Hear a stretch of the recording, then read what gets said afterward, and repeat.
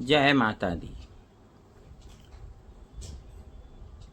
चैत्र शुक्ल प्रतिपदा से हमारा चैत्र नवरात्रि का महापर्व प्रारंभ होता है और इसी के साथ में हमारा नया संवत्सर भी प्रारंभ हो जाता है।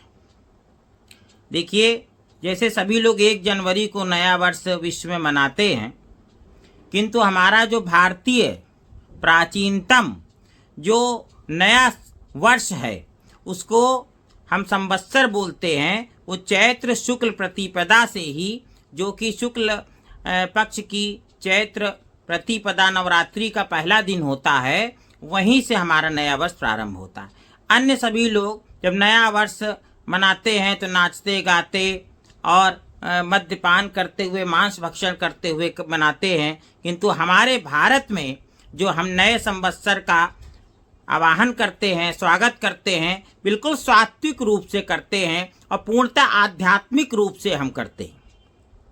और इसी लिए हमारे यहाँ नवरात्रि का महापर्व भी मनाया जाता है। और कल जो है कलश स्थापना होगी और कलश स्थापना का जो शुभ मुहूर्त है वह सुबह 6:13 से 10:22 तक रहेगा। और यदि इस बीच आप किसी कारणवश कलश स्थापना न कर पाएं तो फिर अभिजीत मुहूर्त आपको दोपहर में मिलेगा, जो 12:01 से 12:50 तक रहेगा। उस अभिजीत मुहूर्त में भी आप कलश स्थापना कर सकते हैं। और इस प्रकार से जो कल का नवरात्रि का कलश स्थापना का मुहूर्त है वो बहुत विकल्प पूर्ण है, उस पर बहुत समय मिल रहा है। और कलश स्थापना के लिए मिट्टी या रेत में जौ को पानी डाल के थोड़ा मिक्स कर दीजिए और फिर उस पर कलश की स्थापना करिए। उस पर लाल कपड़ा लपेट दीजिए और एक हरा नारियल, पानी वाला नारियल स्थापित करिए।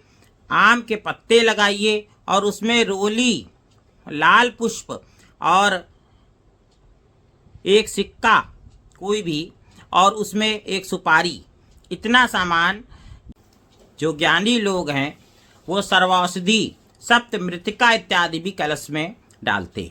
इस प्रकार से कलश की स्थापना करें और ओम ऐं ह्रीं क्लीं चामुंडाय विच्चे इस मंत्र का 108 बार जप अवश्य करिए।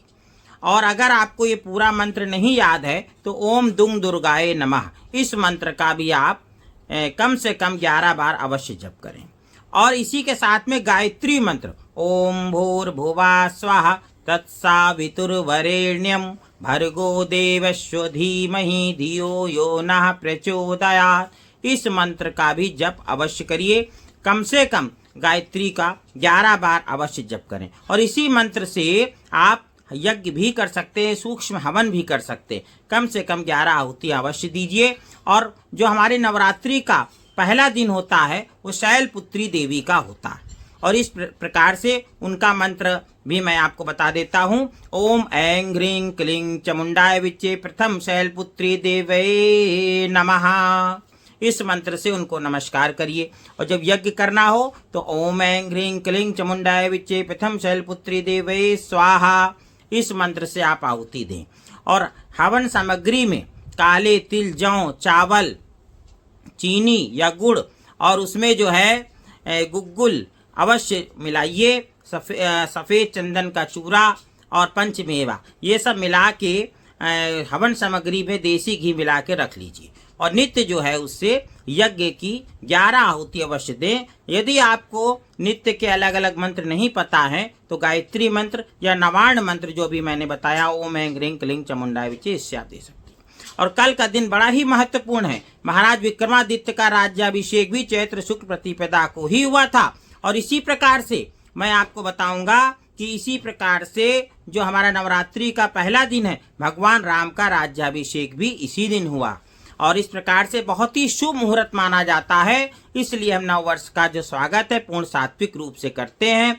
मांस, मदिरा इत्यादि का सेवन नहीं करना चाहिए। लहसुन प्याज का भी सेवन ना करें, अति उत्तम है। और किसी मादक पदार्थ नशे का सेवन नहीं करना चाहिए। नवरात्रि में हमारा वैज्ञानिक कारण है, ऋतु बदल रहा है और उस समय हमें हल्का आहार लेना चाहिए, इसीलिए हमें ये 9 दिन का उपवास का नियम है। और आपके सबके लिए नवरात्रि का ये शुभ पर्व मंगलमय हो, कल्याणकारी हो, नया वर्ष सबके लिए मंगलकारी हो, कल्याणकारी हो, राष्ट्र की, विश्व की उन्नति हो। जैसा कि ग्रहों का आपके योग बन रहा है कि भारतवर्ष की बहुत उन्नति होगी नए वर्ष में, और तकनीकी क्षेत्र में, हर क्षेत्र में भारत आगे होगा।